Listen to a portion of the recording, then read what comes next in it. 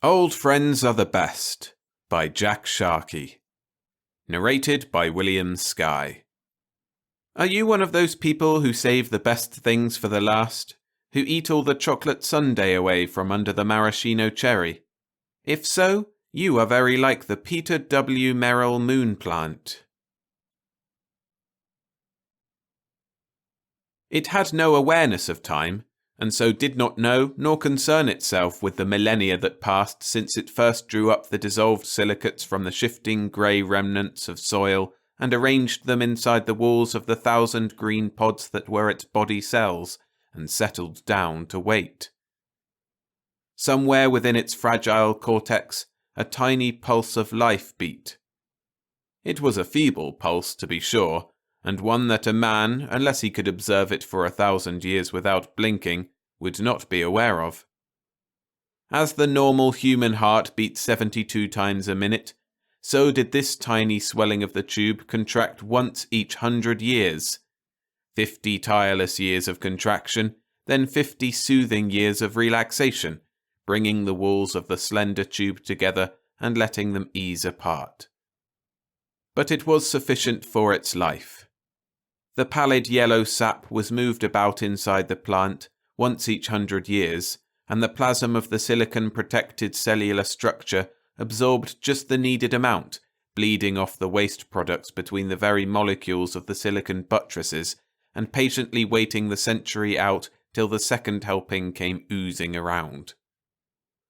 And so it lay dormant through heat that could send a man into convulsions of agony in seconds, through cold that fractional degree lower than can be achieved in a scientific laboratory.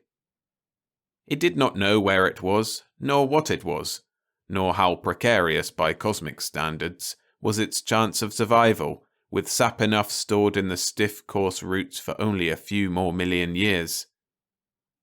It simply was, and knew that it was, and was satisfied. Such a tiny organism can have only the most rudimentary of memories, but it remembered. Once long before, there had been more. Life had been the same, but somehow fuller. When it tried to recall exactly in what this fullness lay, the memory just was not there, only a vague recollection of comfort, motion, satiation. When the men landed upon the moon in the 20th century, they did not find it at first. Locating it would have been comparable to stumbling upon a solitary blade of grass embedded in ice at the South Pole. Men came to the moon, though, and began to settle there. The first homes they knew were mere metal shacks, filled with life-giving gases of their planetary atmosphere, and devoid of all comfort save those necessary for maintenance of life. But men have a way of rising above the status quo, and so, within half a pulse beat of the plant, the surface of the moon became dotted with these iglooic shacks, then pressurized tunnels radiated out in a unifying network, and soon the domes began to grow. Immense, translucent, lightweight structures of enormous strength bubbled up on the moon, and soon cities were being built beneath them, strange, towering fairyland cities on this satellite, where people and architecture alike boasted 6 times the power possessed on Earth. The cities soared upward in glinting stalagmitic pinnacles, whose tapering ends seemed to threaten the fabric of the domes themselves, but were in reality still far below the blue-white curving surface. Machines lay buried now in the grey pumice that was the surface of the moon, machines that drained gases from the oxides and nitrates within the planetoid, and filled the domes for the people with the life-giving gases. And still the moon grew more domes, and more. And then, 3 motions of the tiny plant after the primal landing of men on the moon, 3 half-cycles later, a pulse and a half, it was found. The man who found it was an engineer, a man of high intelligence. For building on the moon was a perilous undertaking. A man had to know stresses and strains, had to be able to read gauges that warned of vacuum pockets beneath the crust of the moon that, if broken into, could suck the life-giving gases from the metal caissons within which the men laid the foundations of new domes.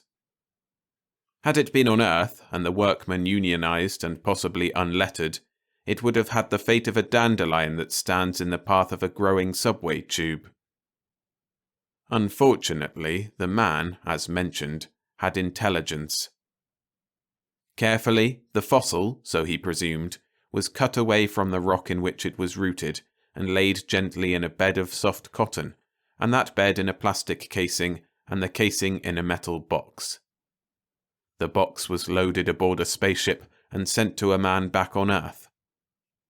This man was an eminent botanist, and, eminent or not, he nearly jumped with joy when he'd opened the box, unsealed the container, plucked away the cotton, and saw the plant lying there. It was dead, insofar as he knew, and apparently useless except perhaps as a club, but the botanist was delighted to receive it. Through his head passed notions of cutting it in two, then polishing the twin-cut surfaces, and studying the cell structure so that he might compare its construction with similar, if there were any, plants of Earth, and then write a learned thesis about it which would be read only by other eminent botanists, who would all then curse their luck for not having been friends with any engineers on the moon. The whole procedure, taking the cosmic view, was almost pointless, but it would make the botanist happy at least. However, after setting up his instruments and placing the plant in a sort of padded vise to steady it against the invasion of its privacy, he chanced to see a bit of root, broken off by sheer unaccustomed weight on the planet, lying upon the lab table, and he placed that beneath the glass lens of his microscope and studied it instead. "I'll be damned," he said. "The plasm is liquid." A few dozen of the shattered cells had indeed let their contents spill out onto the slide of his scope. "I wonder," he mused, "if it is viable." "Wouldn't that make for an interesting paper?" he went on, building his dreams upon dreams. "A moon plant, growing in my garden." He decided, as is the way with botanists, to name his, it was now his, having abandoned liberty when it abandoned the moon, to name his plant after himself. And that's how it came to be called the Peter W. Merrill moon plant. He put it in his garden, arranged a small protective wire cylinder around it, and sprinkled it with water. Then he went into the house to start typing up his notes for that forthcoming paper. As he lay there in the soft loam, feeling the cool trickling of the water passing over his stiff tendrils, the newly christened Pete felt a stirring within himself. The sunlight that now struck him was filtered by an atmosphere, and gentle in its action upon him. Pete prodded his memory, and suddenly decided that silicates, after all, are not the most comfortable of linings for one's tender green cells. He seemed to recall a state of lush, sybaritic softness in pre-silicate times.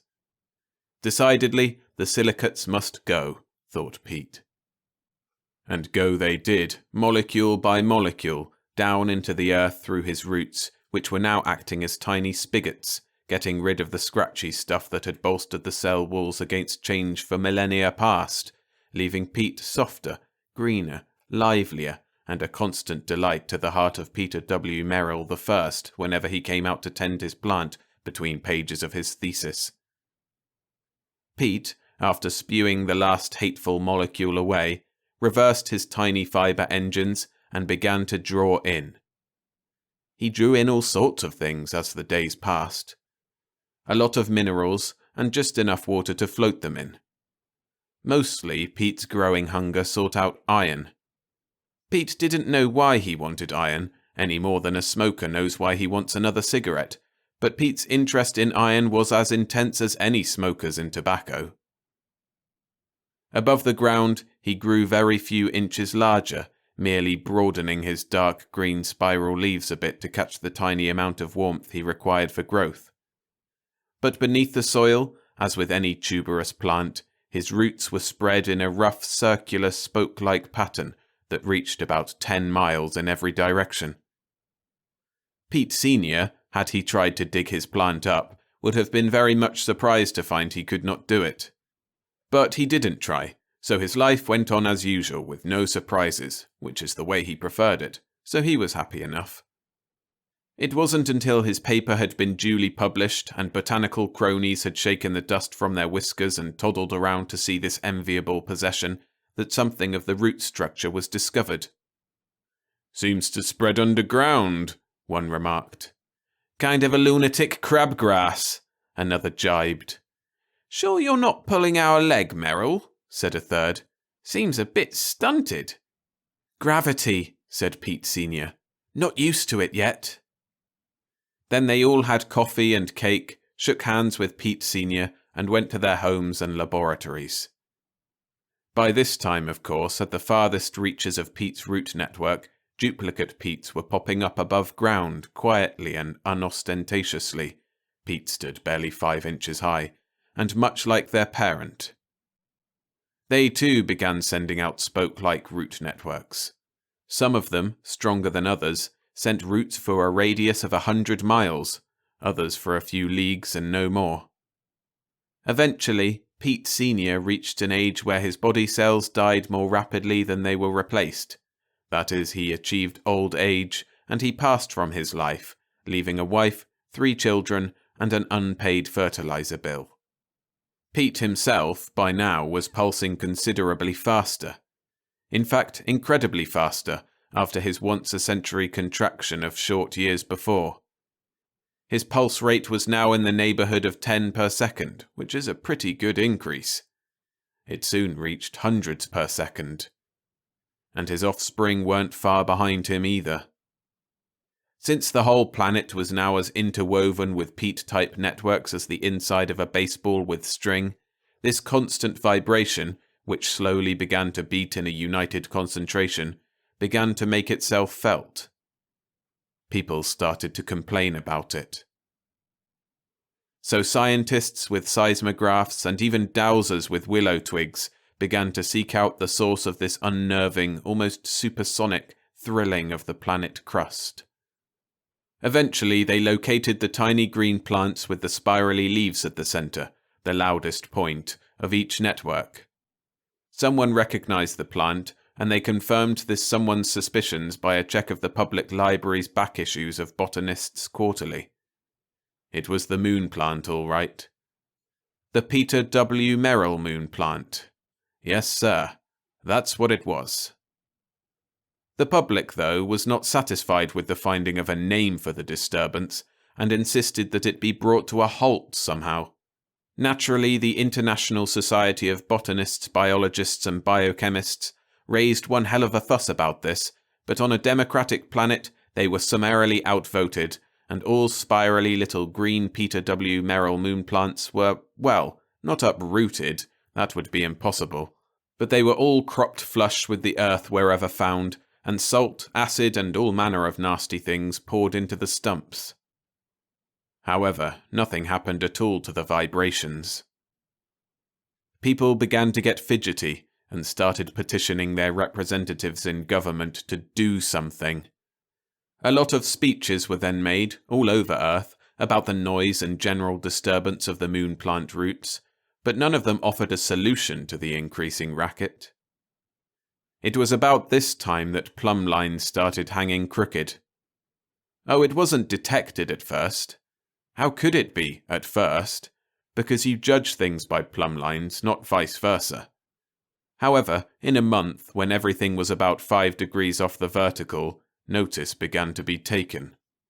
When oranges began rolling off the ground in the California and Florida groves, and huddling in a mound here and there upon the countryside, the spirit of worry injected itself into the public consciousness.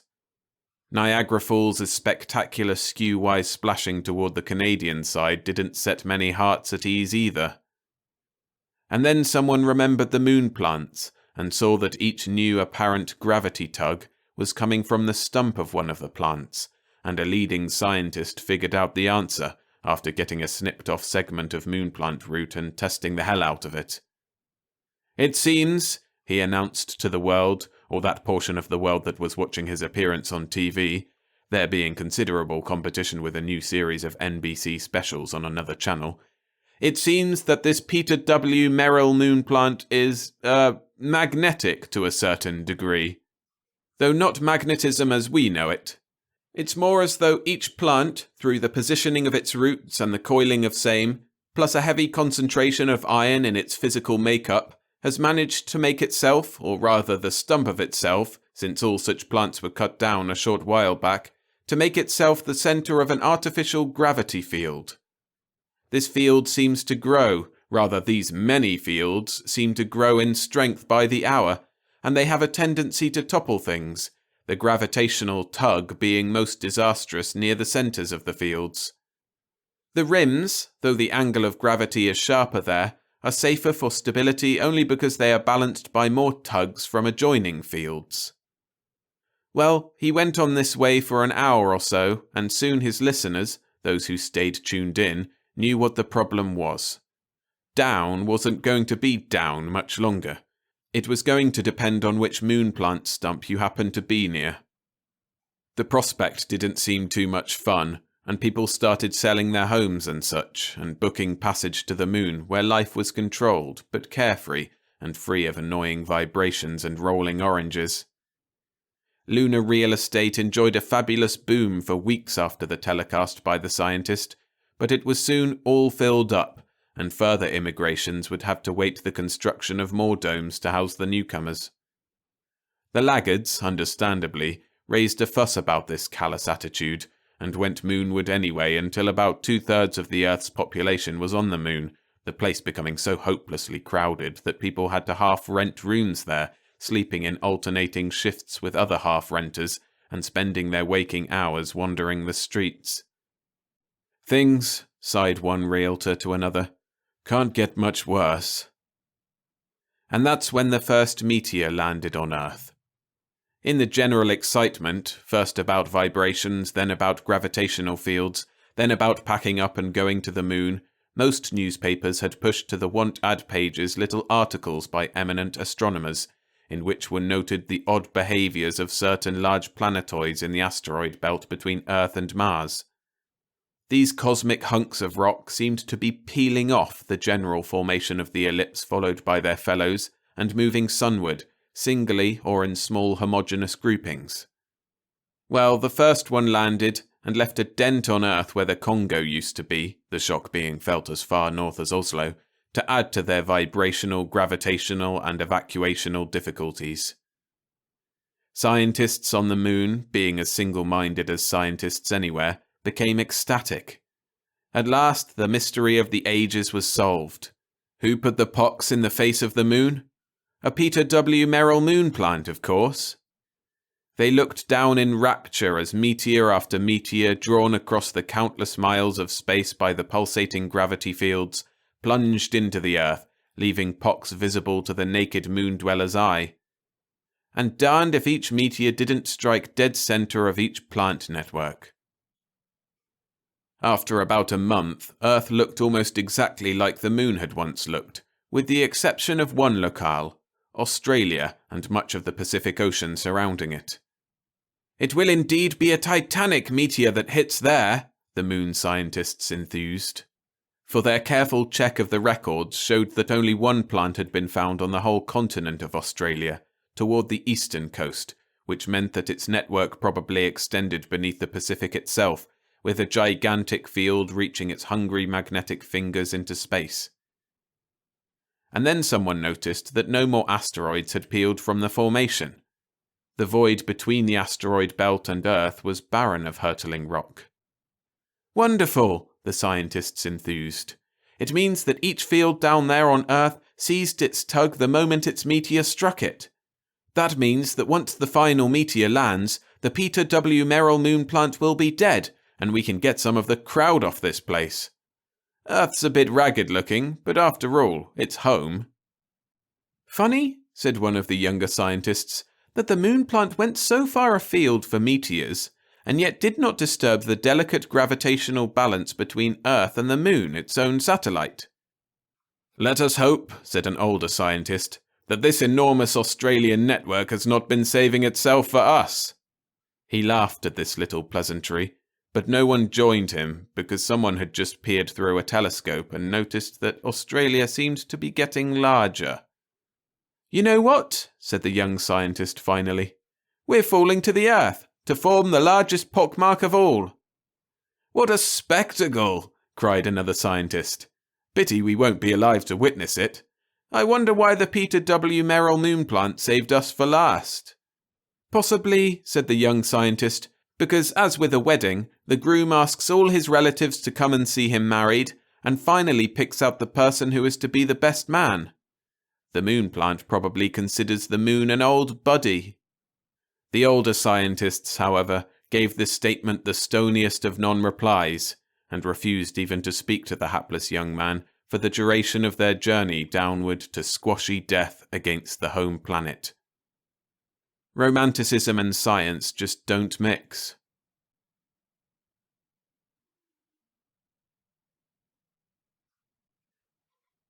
Thanks for listening. If you enjoyed this story, hit the like button to support the channel and subscribe for more every Monday and Friday. And for another story by Jack Sharkey, I recommend you check out my narration of The Flying Tuskers of Kneek Knack. A link to that video is on screen now.